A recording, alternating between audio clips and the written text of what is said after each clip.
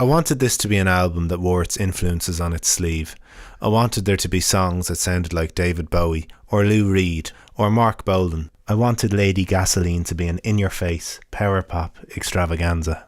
I cannot see it, don't want to be here. Oh, won't you tell me now if you feel it, what I'm feeling? Won't you let me out?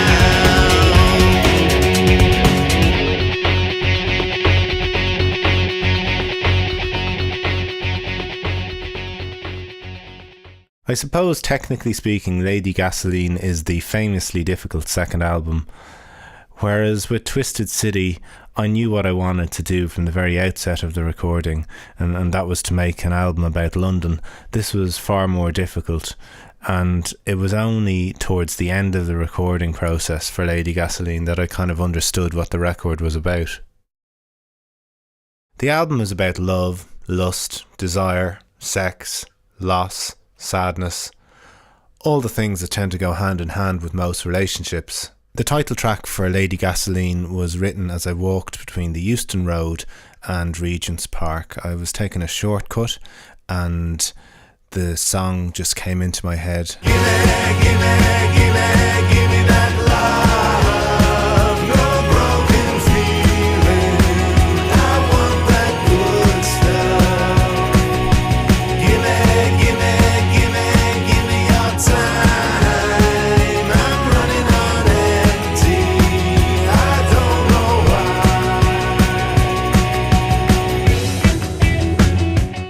In the end, I guess the album is a collection of songs about different muses, and Lady Gasoline is a sort of super muse. She's a character that embodies all the stuff that the songs are about. It was really important to me to vary the sounds and styles on the album because the songs are all about different people, and I wanted the record to sonically reflect that. What does it matter to you? What does it matter to you?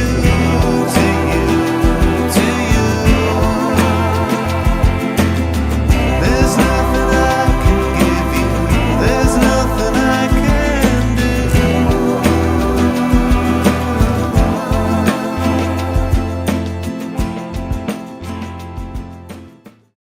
Lady Gasoline and Twisted City were recorded in quite different ways.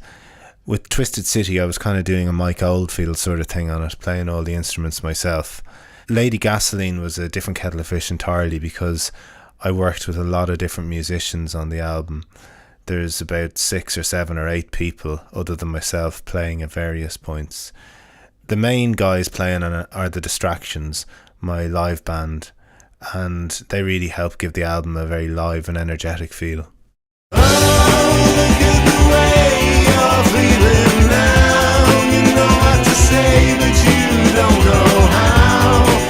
I could lose myself in you. I could lose it. Another highlight of the project was getting to master the album at Abbey Road Studios with Steve Rook. He's the guy behind the recent Beatles remasters, and it was really interesting talking to him about his work on the Beatles catalogue, and a fantastic experience working at Abbey Road.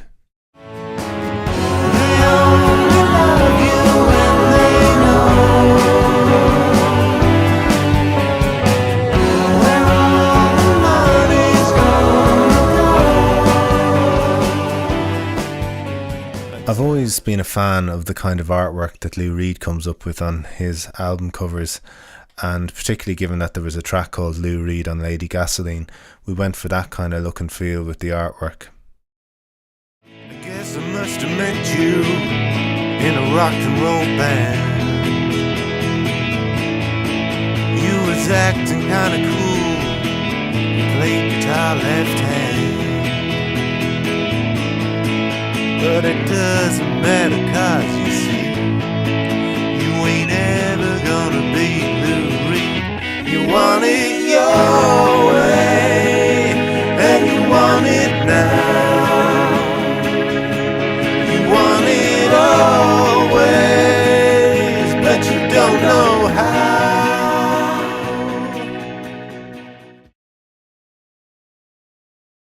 We took the press shots for the album in an old atmospheric pub called the Prince George in Hackney. We were really lucky because somewhat by accident we ended up working with a guy called Pal Hansen.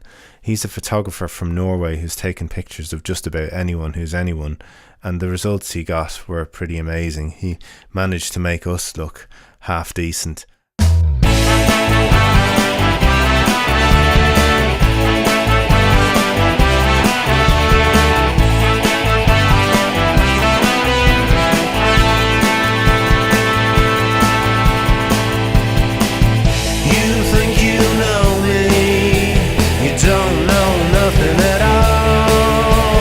Nothing you could show me that could ever stop this fall. Nothing you could do at all. Only oh man, you came with a bang. You gave me something that I don't understand. And when I see you, I don't know who I am.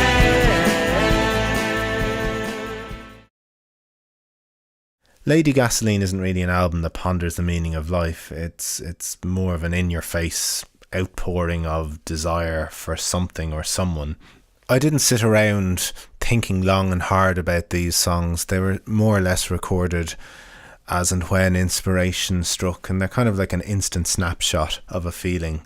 I hope that when people hear the record, they get that sense of excitement and desire and energy that I wanted to come across in the music. At the end of the day, the record is probably best enjoyed by being played loud and accompanied with a lot of alcohol.